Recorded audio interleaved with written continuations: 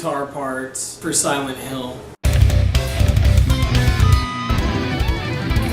This is actually a very simple line as well that repeats throughout the entire piece. So what I did, as I did with Halloween in Jazz, is I took that opportunity to really give it a lot of rhythmic variations by taking those same notes and just putting really progressive and technical type rhythms in it. Let me tell you what the notes are first, and then we can dive into how I break them into different rhythms.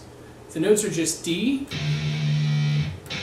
G, D, and then there's a little bit of chromaticism, which is E flat, G, D again, and then that's kind of the unique part about it. E, G. This time it steps a whole step down from that D top note to a C. So E, G, C, an inverted chord, back to the E flat, and keeping the C up top. So let me say that again. So it's basically a G inverted power chord with the fifth on the bottom. So D on the bottom there's the G, and there's the D. And then it does this really beautiful, cool walk up with that bass note. So in a way it's like an E flat major 7th chord without the 5th. And then walks it another half step up, which makes it the chromatic, keeps the G there, but instead of keeping the D up top to make a minor 7th chord with no 5, it moves it down to a C. So now you have E natural, G, C, so an inverted C major chord in first inversion. And then it walks that bass note down a half step back to the E flat, but keeps the C up top instead of moving it back, which makes now a C minor chord in first inversion. So it's kind of a very simple but beautiful and to me intelligent way of being very minimalistic. So basically it should sound something like this.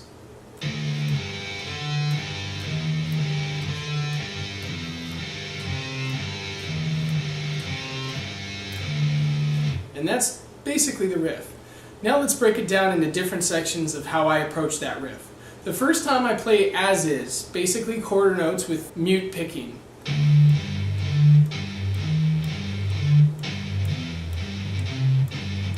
Now the next time I hold them out with no mute, so a little more legato, a little more climactic.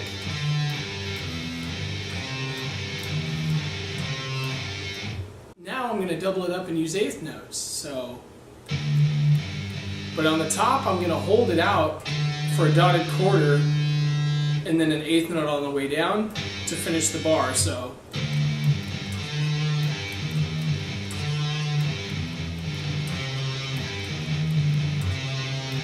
which I think sounds pretty cool. After I do that once, now I do all 8th notes.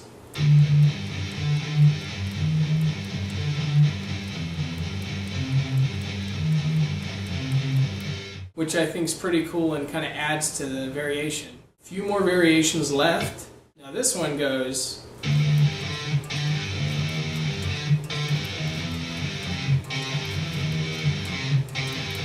So it's kind of a cool way of running up those different chords using 2 8th notes, and then the next 2 8th notes are actually going to be 2 different notes. So it's 1 and 2 and.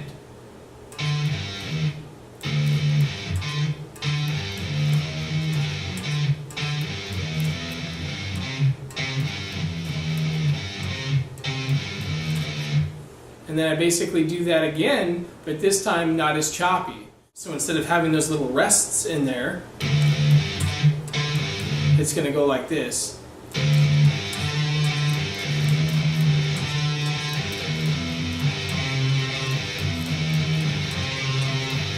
Which makes it a little more climactic once again, kind of like what I did earlier. This one's a little bit trickier because now it's based on a 16th note feel instead of the 8th note syncopations. So instead of bum bum, it's going to be da da. So now we're going to be moving at that complex subdivision.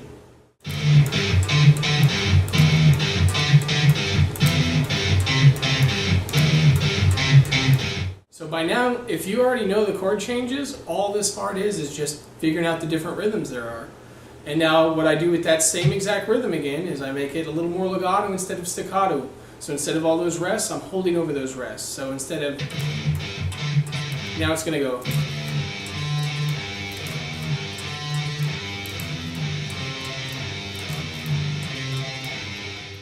So once you know these kind of tricks, I mean, it's all over music. It's not just this arrangement of chords. You can find a clever lick and then just figure out different ways to make it climactic and give it kind of a contour to it.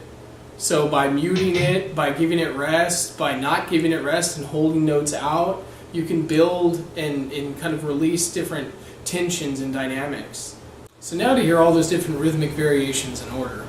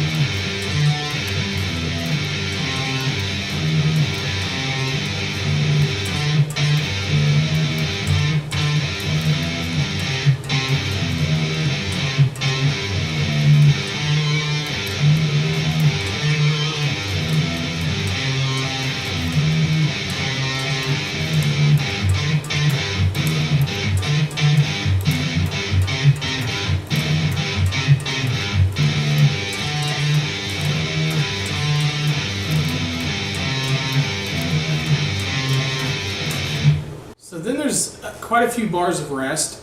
Then it comes back in and takes a few more liberties with these 5 notes. This time it kind of juxtaposes a metric modulation with triplet fills throughout this entire 4 bars, sounding a little something like this.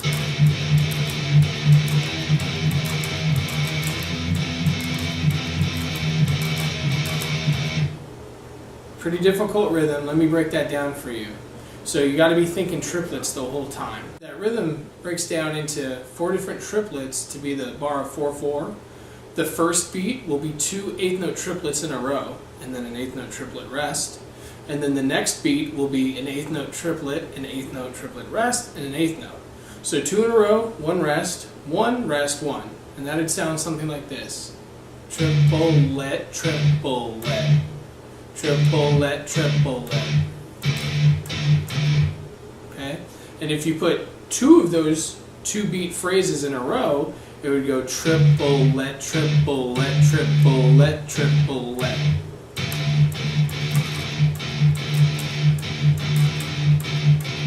Now I'm sure a lot of you out there are probably familiar with rhythms that sound like that or that look like that. Heard tons in metal and djent and all sorts of stuff like that. Anyhow, that's exactly how the first measure goes.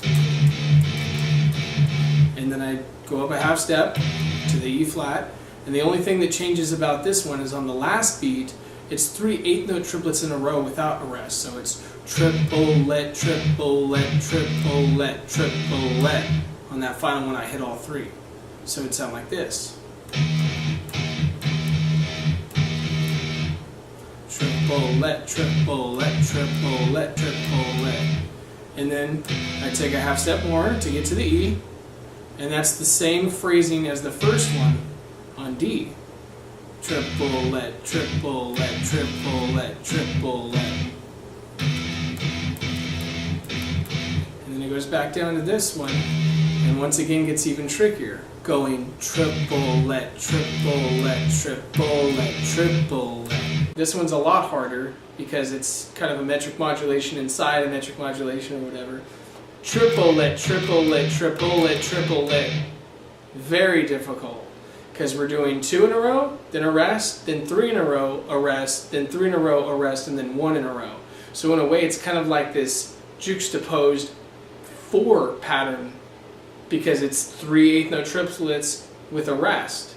I'm sure you guys have heard tons of songs that sound like that with that rhythmic phrasing, tons of metal, djent, different prog technical metal pieces, all contain different rhythms that sound similar to that, so I'm sure you guys are familiar with that. So now the final parts of this song kind of breaks back down a little bit slower and play some whole notes. Now we're playing all those kind of arpeggios. Now we're going to play them all at once as whole notes. So the first one is just an inverted G power chord.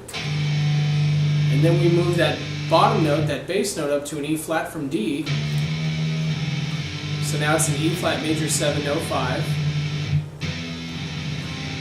Now it's a C major in first inversion, C minor in first inversion. So just play them as whole notes. 1, 2, 3, 4. 1, 2, 3, 4. 1, 2, 3, 4. 1, 2, 3, 4. The final part after that, it jumps up an octave and plays them all as eighth notes. So sounding like this.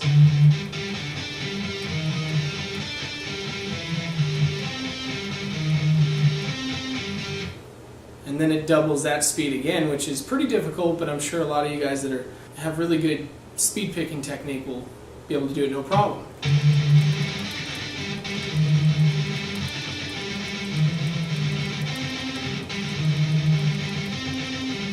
Together, something like this.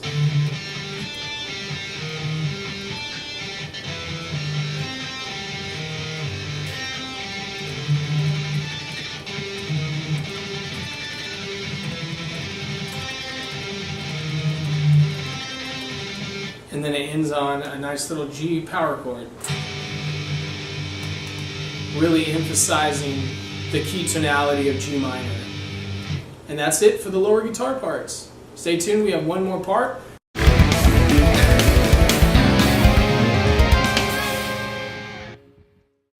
Triplet, triplet, triplet, triplet. Damn it.